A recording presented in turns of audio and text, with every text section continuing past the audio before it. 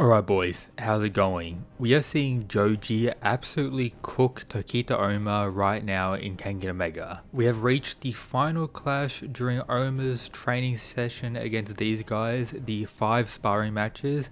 Ohma has been portrayed as an absolute monster, dominating all of his opponents, even the likes of Koichi for the most part, then one-shotting Itoku.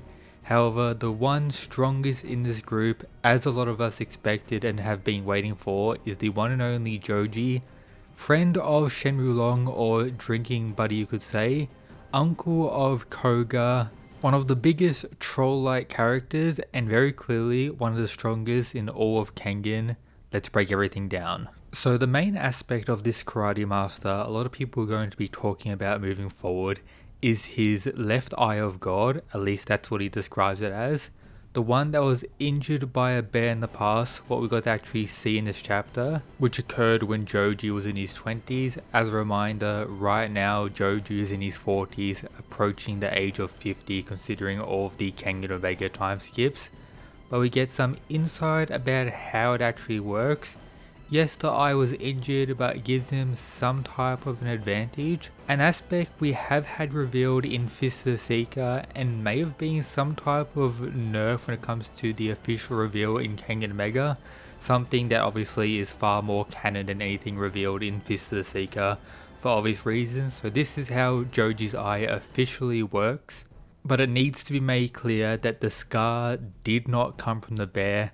That came from his wife, which was actually shown in a side chapter or expanded on when Joji was talking to Shenmue, where the strongest character in the verse potentially may be scared of Joji's wife. So definitely watch out for that for the future of the story. We may have an understanding of who will actually defeat Wulong in the future. But when it comes to the fight between him and Tokita Ohma, we kinda have Joji connecting to various other top tiers in the verse. He is simply a karate master, that's all he knows. Very simple compared to many other fighters, particularly Ohma with his Nikko style mastery. Development of his Rokushin karate, in combination with his ability to land strikes on pressure points, is an insane combo when it comes to striking. Much more advanced than someone like Lu Dong that we previously saw spar with Ohma. This level of striking is the highest caliber in the verse, alongside other top tiers. For example, we have Gao Lang, Kanogito and Kuroki, who have reached the pinnacle likely when it comes to striking in the verse, or an aspect that connects to this Reddit post I saw a few days ago.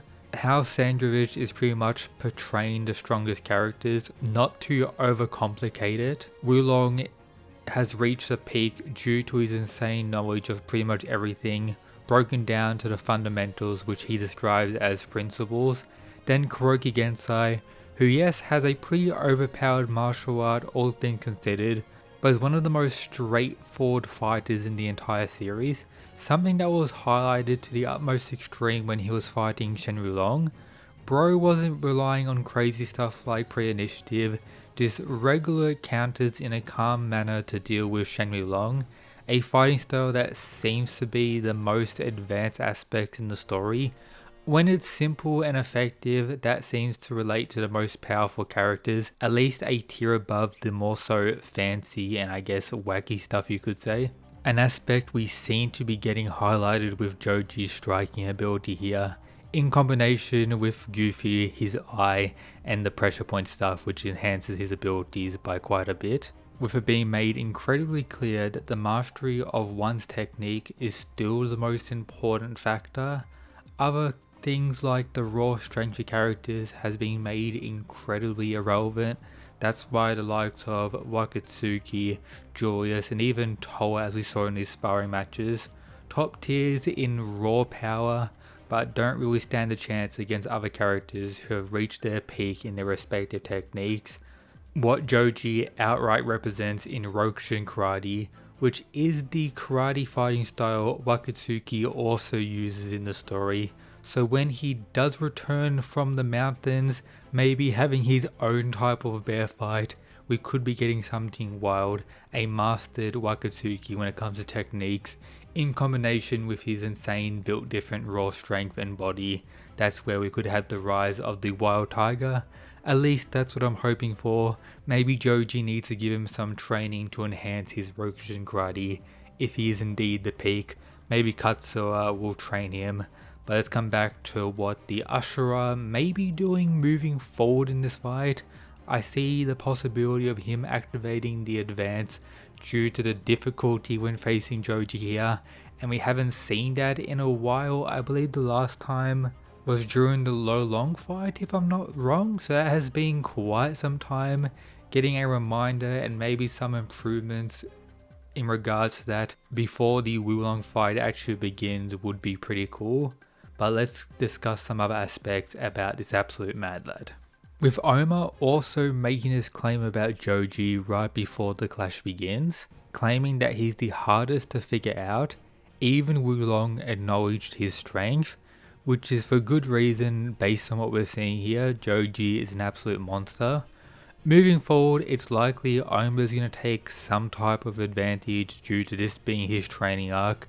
And yes, while Joji is insanely strong, compared to Wulong, he's likely nothing still like most characters, and all things considered, he is very limited as all he has is his karate. But when it comes to Kengan Omega chapter 299, I really enjoyed it. Joji is an absolute beast as we wanted to see. These sparring matches have been pretty good. Hopefully this fight gets even more insane, potentially on the same caliber as what was going on between Ohma and Koichi. And once again, you gotta respect the Ashura. 5 non-stop sparring matches, and all things considered, not against low tier characters in the verse, particularly right now against Joji. But now I wanted to show you guys a clip from my second channel, Mysterious Chad, that was absolutely wild and relates to these sparring matches going on right now. So boys, there's been a lot of discussion over the past week or so about Tokita Ohma being too strong due to him one-shotting Nitoku in a recent Kengan Omega chapter. I wanted to get people's view as this is my current perspective based on what Sandro the author is providing in the story. If Tokita Ohma is meant to fight Shen Wulong, the current fight being set up that will be occurring very soon, who did this casually against these guys with weapons, this includes top career members and 2 Fangs of Metsudo, one-shotting Nitoku is a minimum, to be honest. A pretty true claim based on my perspective, but I went to the Kanganasha Reddit to get other people's perspective outside of my personal fandom. At the time it seemed to be blowing up, over 600 upvotes, various people providing their input, a lot of people agreeing but still expressing their issue of what occurred, Nitoku getting done dirty, all the issues with Shen Wulong in the story and what it's done to the power scaling and how some characters are going to be irrelevant moving forward, with people like Ohma trying to get to that insane level, and overall a pretty good discussion. However, the post was removed by the moderators, unfortunately. So, your boy is getting censored. Unlucky. And with that, I hope you enjoyed today's video. Shout out to these members, the absolute mad lads. Check out the Kengan playlist of all the videos available for you to watch. And that's it guys. Peace.